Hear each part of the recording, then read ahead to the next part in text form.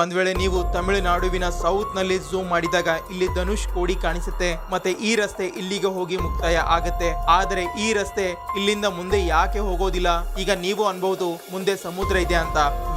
ಮೊದಲು ಈ ತರ ಇರ್ಲಿಲ್ಲ. ಇವತ್ತಿನಿಂದ 60 ವರ್ಷ ಮುಂಚೆ ಈ ರಸ್ತೆ ತುಂಬಾ ದೊಡ್ಡದಾಗಿತ್ತು. ಮತ್ತೆ ಇಲ್ಲೊಂದು ಊರು ನೆಲೆಸಿತ್ತು. 4,000 ಜನ ವಾಸಿಸ್ತಾ ಇದ್ರು. ಆದ್ರೆ ಡಿಸೆಂಬರ್ 22, 1960ರಲ್ಲಿ ಬಂದ ಸಮುದ್ರದ ಅಲೆಯ ನೈಸರ್ಗಿಕ ವಿಕೋಪದ ಕಾರಣದಿಂದ ಈ ಪೂರ್ತಿ ಊರು ನಾಶ ಆಗುತ್ತೆ. ಅತಿ ಎತ್ತರದ ಸಮುದ್ರದ ಅಲೆಗಳು ಪೂರ್ತಿ ನಗರವನ್ನು ಮುಳುಗಿಸಿ ಬಿಡುತ್ತೆ. ಆಗ ಅಲ್ಲೊಂದು ರೈಲು ಸಂಚಾರ ಮಾಡ್ತಾ ಇತ್ತು, ಪಂಬನ್ ಧನುಷ್ಕೋಡಿ ಪ್ಯಾಸೆಂಜರ್ ರೈಲು. ಇದು ಹಳ್ಳಿ ತಪ್ಪಿ ಸಮುದ್ರಕ್ಕೆ ಕೊಚ್ಚಿ ಹೋಗುತ್ತೆ. ಅದರಲ್ಲಿ ಪ್ರಯಾಣಿಸುತ್ತಿದ್ದ 115 ಪ್ರಯಾಣಿಕರು ಸೇರಿದಂತೆ ಅಂದಾಜು 1800 ಜನರು ಸಾವನ್ನಪ್ಪಿದರು.